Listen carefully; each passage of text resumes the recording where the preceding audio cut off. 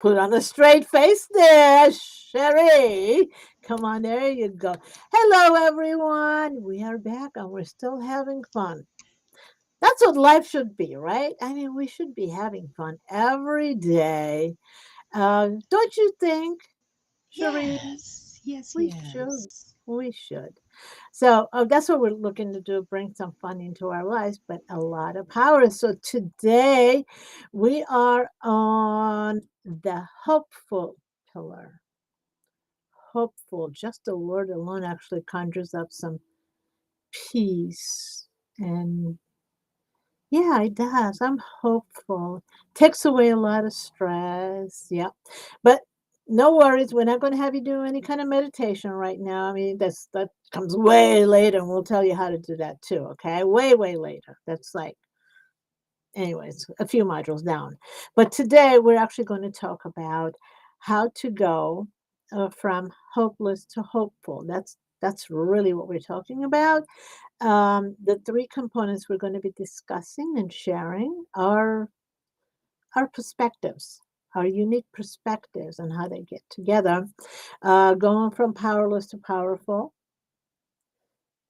knowing where our starting point is. You are here, and the vision. So if we're feeling hopeful, then we can actually think about things we want and feel like we can and should and deserve to have them.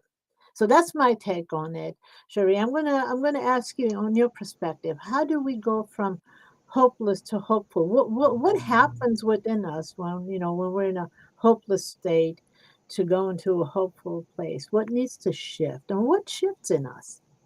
Well, and it's one of those things where how we speak is how we live. And when we realize that, we're just kind of like this big vehicle. We're a vehicle of action and nothing happens. That car doesn't move on its own. And if we want to get from point A to point B, we kind of have to get into that car and how we speak. Well, that's going to move us in a direction. If we want to get from this hopeless place to this hopeful place, or hopeless place to this hopeful space, we got to start talking a certain way. And that's going to drive us in a direction. But we have to realize a few things. We have to realize that we're kind of powerless. We got to get that car going, right?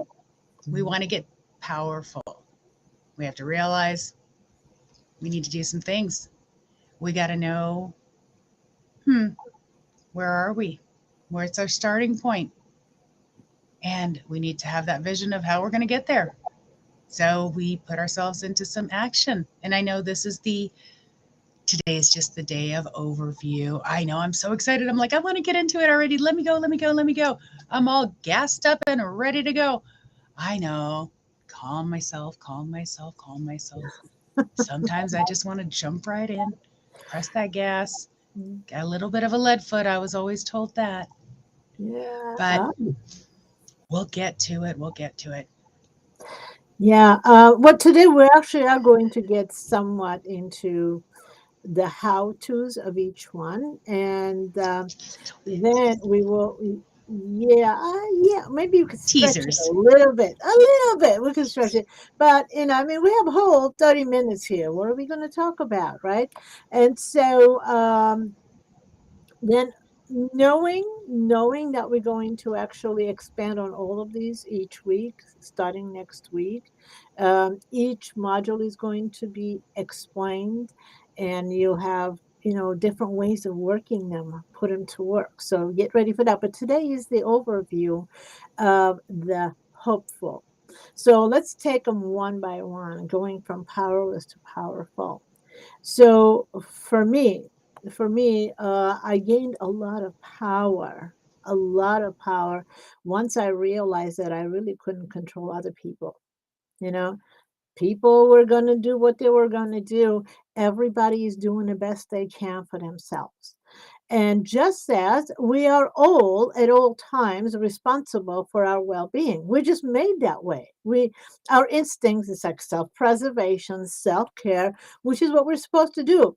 If each one of us is caring for ourselves, for our well-being, then we're all being responsible, which is it's being healthy. But somewhere along the line, we start thinking that other people are supposed to be doing for us what we don't want to do for ourselves. And that kind of frustrates us because I know for me, I would gauge how much somebody cared about me if they did what I asked them to do, or if, if they showed me how they care about me my way, as opposed to me looking at how are they showing, how they care about me. And what is it that they want? Am I paying attention to what they want so I can show them how I care about them? So the first, we're responsible for our well-being. Second is regardless of what I say and what I do, everybody's going to be doing what they want to do. Even if they do give me what I want, whether it's a thing or attention or whatever, they're still making the choice. And that kind of escaped me. I just thought people would automatically do what we ask them to do, you know, and it caused a lot of frustration. And so once I realized that, I'm powerless over them. And the other thing that was huge eye opener is that they're powerless over me because I'm always thinking about what I'm supposed to be doing, you know, um, to take care of myself. They're doing the same thing. So if we kind of give each other the space and if we took time to actually look at each other's needs and wants, we would all be much more peaceful and happier, wouldn't we? But it doesn't really work that way most of the time, does it, Cherie? So what is this about human beings, that we tend to think that we can control others? What is it about us that makes us think we can actually, people are supposed to do what we want them to do? Where does that come from? That sense of control, well, it's wanting to meet a level of expectation. It's this, especially for, let's talk about women. What are we all kind of born with? This nurturing nature that we have. It's that care factor. It has a lot to do with the fact that we are the child bearers out of the two genders. So we're going to want to just take care of everything.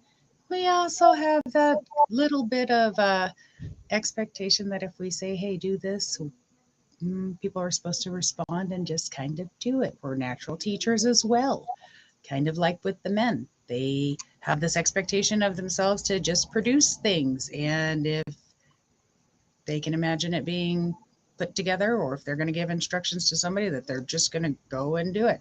So a lot of it falls right into that. Well, we're kind of powerless, that the assumptions of things being done and for us to do things just kind of sets right into that biological system.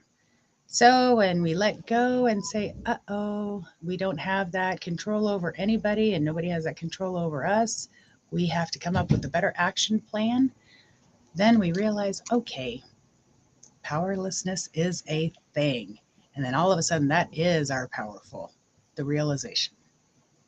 So understanding that we are powerless, we gain power. Yes. People do. We only have control over what we do, how Mhm. we think, how we feel. That's when we become powerful. That's where we gain our power. And, that was a huge revelation for me. It really was. And also, I love what you brought up, the instinctive aspect of who we are as women, as men. What do we naturally do? And of course, there are a lot of men who are heart centered and nurturing, and there are a lot of women who are go-getters and fixer-uppers. Well, I'm one of them. I can be very nurturing, and at the same time, I'm a go-getter. I want to get things done.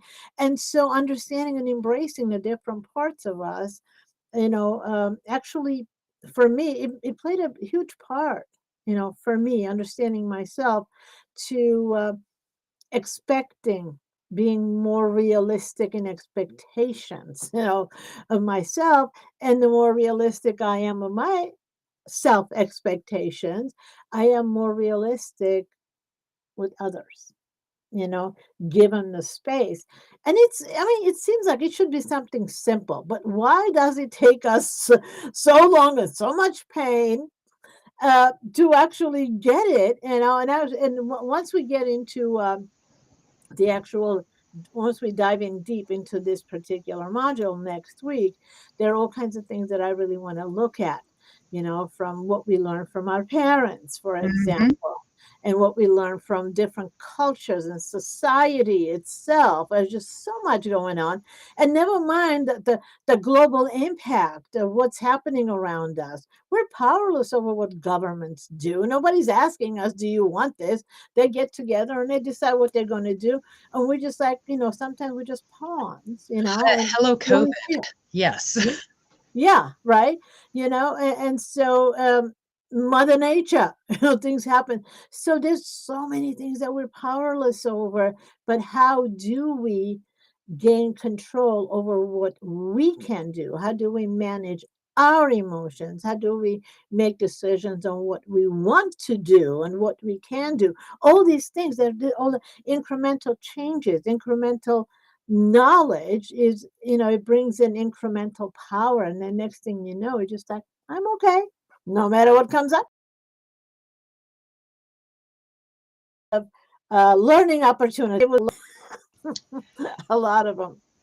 And we will definitely go into this, especially next week when we expand on these pieces, because especially in business, Yeah. when you're the employee and a subordinate, you have that boss that has that little bit of power. We are powerless in our position, and we have to sometimes just take the information and that teaching moment and those teachable moments, and we can't say items.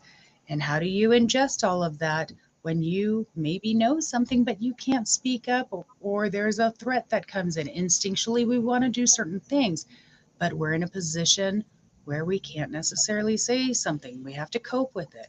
And so this is even going to be expanded further when we do our December work together. And folks, really, this is the what's going to be the bread and butter of this program. Yeah. You're going to learn so much of why we're doing what we're doing, because this is the impact of our day to day. And oh boy, this is not just a fun conversation that we're having. This is the life changing conversation and life changing impact that we're bringing to you. Yeah, So hold definitely. on. Yeah, right. Hold on to your seats, right? Yeah, it's fascinating. But as you were saying, as employees, but what about if we're the employer? How can we get people to perform the way we want them to perform? We're paying them we have certain expectations. But then it gets even more fun. What happens Mhm. when you are the boss and you are the sole proprietor? How do My you get specialty. how do you get yourself to do the things you're supposed to do when there's so many things to do? And it's almost like I need 10 people to do this, but I'm the only one. How do I? So we're going to be talking about all that because we are solopreneurs. And I know both of us, we have led teams. We've had, massive, massive projects working on. So, there's all this is coming together where we're going to be sharing with you. So you don't have to throw up your hands. And, I don't know what else to do. I can't handle this. Yes, you can. Yes, we can. And we're going to walk through all of this. So this is just the very first module, folks. Okay. And so moving on.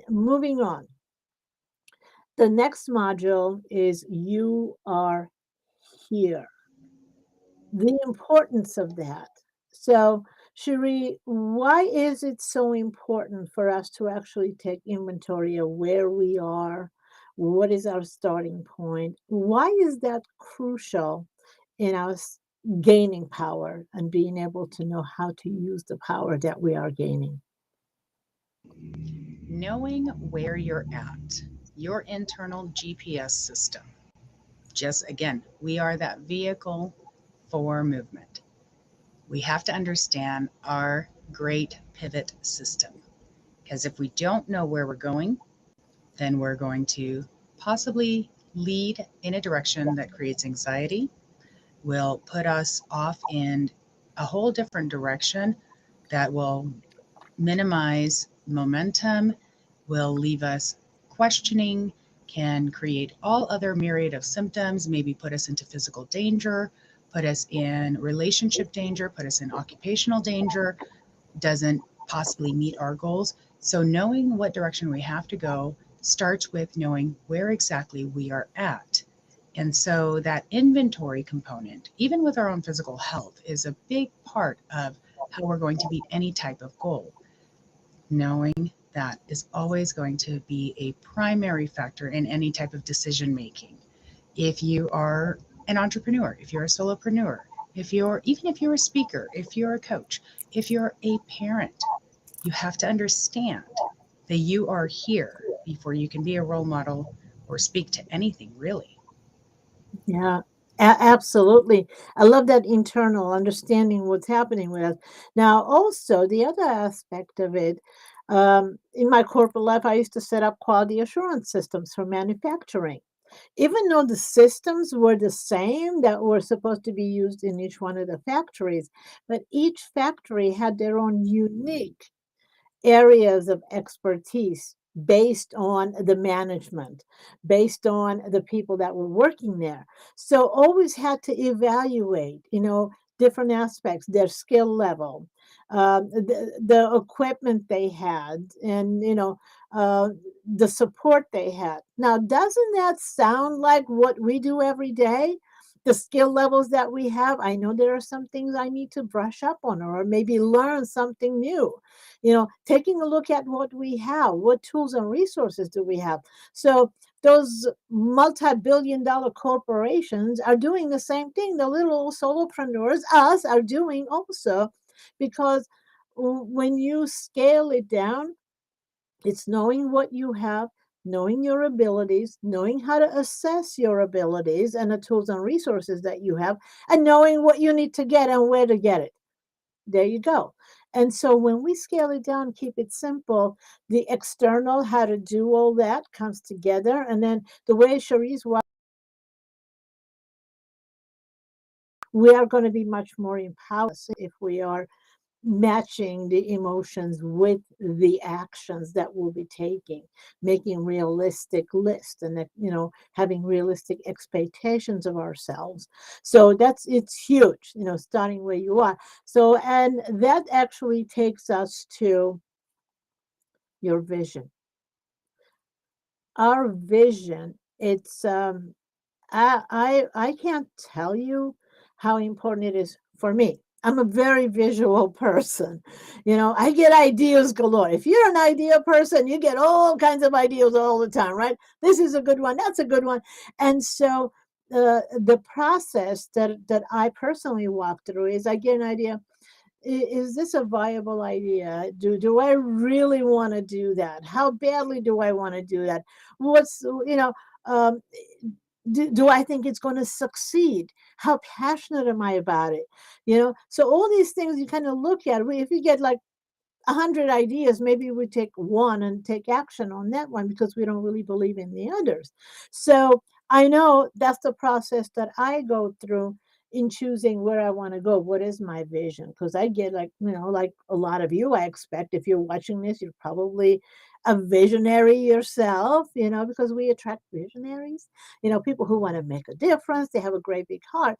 But so that's the first thing, knowing what idea we're consciously choosing to actually implement, to follow. So I'm gonna ask you, Cherie. So what is it about ideas that we get so many of them? And so many of us, like what's that squirrel? Like you just like chase after all these ideas, the shiny object syndrome. So and I've done that. There's that's a really good idea. I think I'll do. Oh, that's a good idea. And then all roads lead to nowhere. It's like a fizzle out. So Okay, yeah, don't escape this screen just yet, Anne, because I'm going to need you on this one. okay. And don't call out my ADHD like that. That's not nice. I get 50 million ideas in 3 seconds. It's amazing. I love it. Um, Well, there's in a vision, it kind of depends on what you mean when you say your vision. I want you to think about this because there's the actual visual in the vision and how you take it. Because remember, we're in this hopeful stage. Sometimes vision for some individuals, especially when planning out businesses, it's the grand vision. Sometimes the vision is the planning part, and what's in that vision means writing it out. And I know I tend to freak you out because I do a lot of project management and I put out these big grids and I put out these big task lists. And it's like, oh my God, Sherry, what is this stuff that you keep throwing in front of me? It's overwhelming. Because, yeah, how does those calendar things and project management and overlapping stuff, what does that do to you? Because sometimes our vision can be overwhelming and if it's presented to us or something put in our visual space. So Yeah. Okay. So first, what does a vision mean to me? I want to cover that. Mine, when I choose a vision, it's the end result of something that I want to achieve, something that I want to have or do, whatever, right? So I know it's like the GPS, the final location. Okay, that's how I see it. I know that's where I am here. I know that's where I want to go. And in between, um, I'm more of a big picture person. So, and you are more detail oriented. So, which is really good because the two of us fit nicely. You get a big vision, you get the details, the plan comes together, and it's good. So that's why at first I need to see the big vision. I need to see the steps. Let's say there are 10 steps to from here to there. I'm like, good, I know my 10 steps. And you want to come in with 50 different steps for each one of the steps. And I'm like, okay, well, this that's is why we're the 500. perfect business plan. Yeah, that's like 500 different things that I need. No, wait a minute, wait a minute, and so I think this is a really important thing for us to talk about because anytime we're taking on a project, anything, it doesn't make a difference whether it has to do with our health, whether it has to do with work, it has to do with family, relation, whatever it is. Once we have the vision, then we know where we're going. If you're a big picture person, you do need to find somebody who does have the details, who can support you with getting the smaller pieces that fit together, that get you to each one of the steps. It's really important. And if you're a detail person, it's important to have somebody who's a big picture person so they can say, here's the vision, here's the map, and then, okay, where are we going to stop on our way to there? Do we want to stop at this restaurant? Do you want to go to that hotel as we get to our final destination? Some people like, I'm just going to get in a car and I stop wherever I see. And when I get tired, I'll stop at the nearest hotel. Somebody else is like, oh no, I need to know in advance what time we're going to check in, what we're going to do exactly. So knowing who you are, I mean, actually, that's a good idea to look at how do you travel, because you can tell a Mhm. lot about how we travel. And we each have, especially when you're buying something, this is a really good one. We each have our what we call buyer fingerprints, right? The easiest example I can give is that when buying a car, some of us will just, walk into a car lot, ask a few questions, and like, okay, that's my car. And others, we have to do research for a year, do comparisons and all that. So, which one are you? And I know for me, I do need somebody to balance out my big vision with that. So that's why I love working with you. Does it freak me out when you come up with 23 pages to a one pager? Uh, I'm like, okay, but I'm really glad that you do have that because I can always refer to more detail. But do you know why this is important, especially for our audience and anybody that wants to work with the type of program that we've put together? This is why a lot of people get stuck. Do I know why it's important? Are you Mhm. going to tell me? I am going to tell you, but do you know why? Because it's one thing to know where you're going, and then the how to and the steps and how do you get it done. It's very important to have the step-by-step instructions. Like some of us don't like to read the instructions when we get furniture from IKEA. It doesn't quite fit the right way. Hmm. Or yeah. I'll give you an easier answer. Oh, please do. Be- because it takes us and knocks us from that hopeful place right back to hopeless because we don't know how to get to the next thing. And so, if Mm, you don't have that person that can maybe fill in the steps, those big visions, that big master plan, it goes nowhere. And so, if you don't have that tag team partner, if you don't have that person to lean into, if you don't know how to take your big idea and go, oh, uh-oh, there's something in between because somehow I didn't get grounded or somehow I didn't find that extra little word or that resource, I give up. And this is why reaching out and adding to your toolbox and maybe adding that person or that team mhm, into what you want to do makes all the difference in the world. Don't fall back into the hopeless space. This is where so many entrepreneurs get lost. So many solopreneurs don't flourish. So many people fail to launch. mm. They get stuck here. So that's why I asked, what's the clarity on the vision? Yeah. Very, very important point. Very important point. We're not meant to be, one person do it all we're not. We all have different gifts. And I think that what you just pointed out here is very, very, very important because we can get overwhelmed if we don't have like somebody who's very much into details. They can get lost in the details, but they're just not go around in circles because they don't have the bigger vision, if you will, sometimes, right? And the person with a bigger vision just okay, I know where I'm going, but I don't know how to get it done. And so that was so important, and that's why partnering up, you know. Uh, I know sometimes, in the past, I have, and I probably will do it again. Who knows? That I would team up with somebody who had similar strengths to me. Like, oh, we're just like so alike. We can just, but it doesn't work well because there's nobody to do all the other stuff. And the key to it is knowing how to find the balance. Like, I want to use us as an example. We really met each other only a few months. Your vision, see the gaps, find someone else's vision, see their strength. Can you put it all together? These are the questions to ask yourself and then ask somebody else because we do have complementary sides. Sometimes it takes a lot of looking, but if you remain hopeful, you will find that you won't fall back into the hopeless space if you continue to look. Don't give up because then that's you back in your hopelessness. So, those are the steps. This is exactly what this pillar is about. It's exactly what this program is about. We want to live that happy, joyful, and free life in our businesses, in our personal life, in eventually our retirement. I know I'm looking forward to it. Aren't you?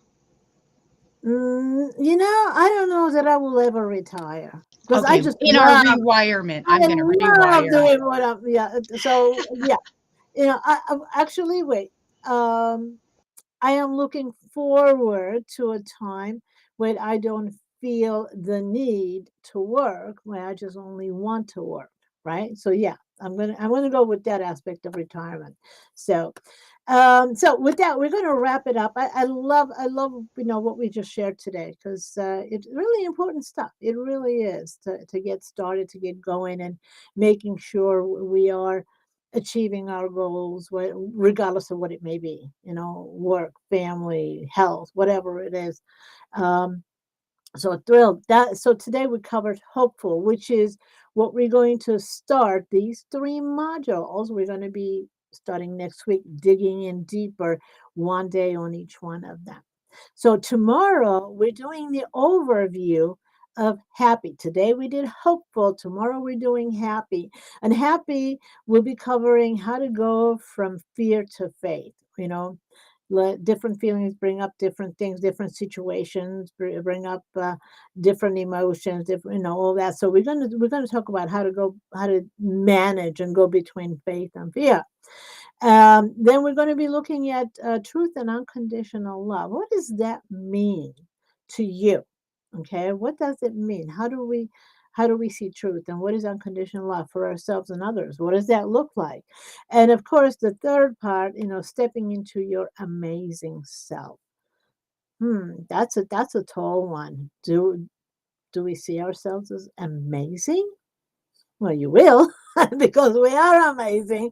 And there are so many amazing parts to us, but most of the time we're not focused on them because we're too focused on our shortcomings, as they say, the things that we don't do so well. We always want to improve.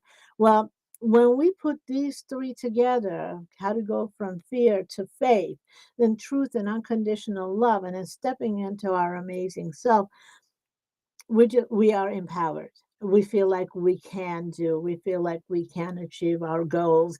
And so, Sheree, I know this is one of your favorite pillars. Just because it's just so empowering. So, do you want to add something to it before we go ahead and wrap up for today and see everybody tomorrow? Oh no, let's just save it. I'm all about the teasers this week. It's a great week. Okay, so Sheree is teasing today, and so we'll be delivering tomorrow. Okay, we tease, but we do deliver. Okay, we just We don't leave you tease, but hanging. we please. I'm just saying. There we go. There we go. We tease, but we please. I'm going to kind of adopt that. Okay, we're going to do that. Okay, all right, everybody. So thank you so much for joining us live, and if you're watching the replay, please go ahead and let us know where you're watching from, whether it's YouTube or Facebook or wherever you're watching from. Okay, and we will see you here tomorrow. So looking forward to it. Bye, everybody.